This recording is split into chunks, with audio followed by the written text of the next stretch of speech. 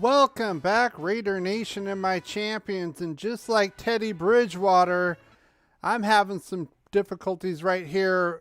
Right before I started this thing, all of a sudden, YouTube just fades right out as far as starting up the stream. And then I had to reboot it. And I'm hoping you can hear me right now. I'm not sure. I'm going to keep talking. Give me a thumbs up if you do hear this, because this is getting a little upsetting at this point as far as what I have to deal with ShitTube, basically. It's not YouTube, it's actually ShitTube, because they don't promote my videos as it is. It would be nice if I could actually live stream halfway decently one time. And again, as soon as I started, everything was going good. As soon as the YouTube window went crazy, I had to reboot, redo everything. So if you're here and you listen to me, that's great. We're going to go over the first half where the Raiders are winning 17-7. And you know what? It looks a lot as we're saying about John Gruden. I'm going to talk about that right now. I want to get to the rundown right now. And let's get to the good, bad, and the ugly. Sandy B, good to see you here. Let me see. Yeah, this is YouTube. YouTube sucks so hard it ought to be in a porno movie. I'm going to say that right now, because it's basically garbage at this point. It's a shame there's not a real platform out there that's, you know, even a tenth as big. I would go there in a heartbeat, but it's pretty much garbage at this point. The YouTube, I went and actually tried to start the stream and it just went all haywire. It was on YouTube side. I wasn't sure if it was OBS at the beginning, but I'm pretty sure it's just YouTube messing with. Anyway, let's get to the good and the bad and the ugly. I'm going to say this right now. We finally had a good start to a game. You know what? And it might be because this buddy boy right here is God, you know, and I've talked about how he is just so conservative and so predictable. And we actually were running the ball. I actually liked Greg Olling thus far, keeping these guys off their toes. The offensive line is playing better. I'm not going to say they're playing great. They're playing a lot better. And even Derek Carr, you know, he's trying to scramble out when the pressure is getting there. And then the next one is new faces. We had Damian Square. I talked about him in the preview. And he's basically a journeyman defensive tackle. He had a sack. Well, actually, they only gave him a half a sack. They gave Crosby the other half of the sack, but he's been pressuring Teddy. And that gets to my third point. Teddy touchable. We've already sacked him 3 times. We've hit him a number of times. This is how you get to Bridgewater. He's an average quarterback, but as with any quarterback, he's gonna get those turnovers. We already had that interception by the other new face, Brandon Face, and on 4th down. As far as the bad, I put the run defense. It was really bad in the first quarter. It looks like it's been cleaned up. We've given up 49 total yards. Not terrible, not great, but it looks like it's been better. And then I put I should be manhandled cornerbacks, not manhanded.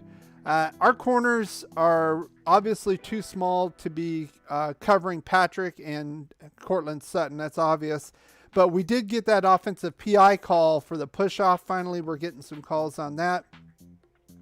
As far as the ugly, the only one I could really see was the 3rd down conversions. We're 3 for 7. Our Denver is. That's way too high. Should be a lot lower. It seems like we should have been off the field a lot sooner on some of these drives. But overall, I mean, that's the biggest complaint I can give. So overall, it's not a bad game. And again, we've said that Gruden was too predictable. Gruden was holding back this team. And especially on the offensive side, it looks like it. The defense is playing the same, which I would expect with Gus Bradley there. But, excuse me, I had to take a little sip there. But overall, the team is playing a lot better than it has in several weeks, especially on the offensive side. Hey, Earth Daughter, welcome in. We had a little bit of technical difficulty starting this thing up. I don't want to get into it again. Hey, Wesley John 87. Glad you could be here. We're going over the good, the bad, and the ugly for this game. As far as my keys to the game that I talked about on Friday, it did look kind of bad as far as the running game early. It looks like we've kind of cleaned that up. We're a little bit better. We're still a little vulnerable in the middle. And then it hasn't really been Noah Fant. He did get a couple third down plays, but overall not too bad. It was really the outside play. Meek Robertson's been kind of, like I said, been getting manhandled. He might be a little too small to play against these bigger wide receivers.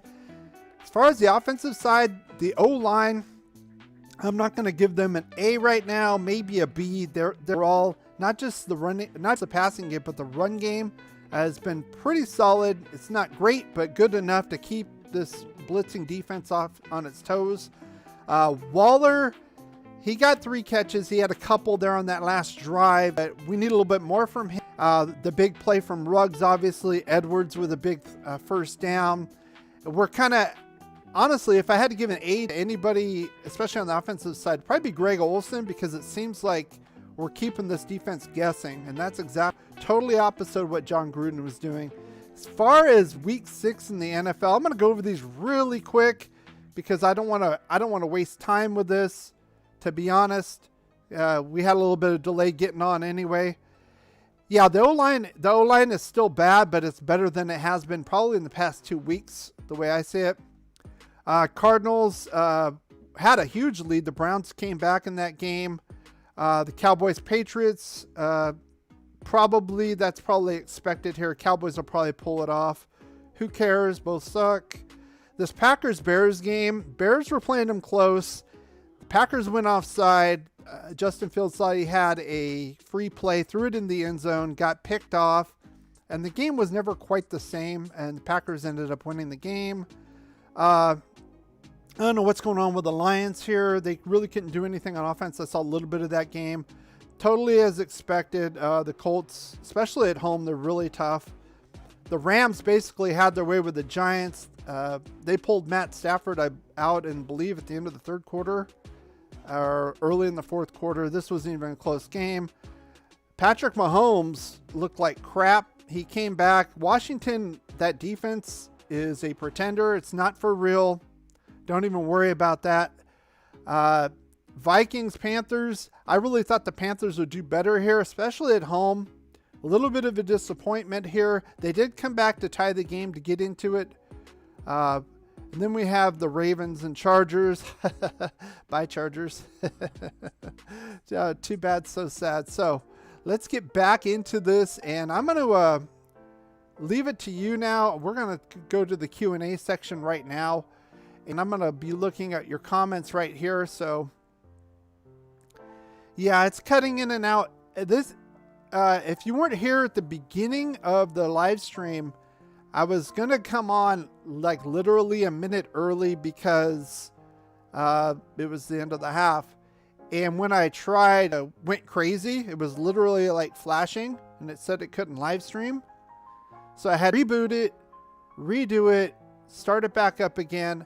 I'm going to update my OBS software to see if that's part of the issue, but a lot of it is this YouTube issue. Again, I'm kind of getting sick and tired of YouTube. I wish there was another platform that was a tenth of the size of YouTube. I would leave YouTube in a heartbeat because it's complete garbage. I mean, it's a DJ Hayden of platforms, running platforms. It's trash. Doesn't promote you. You can't live stream on it unless you're a big time player, then it's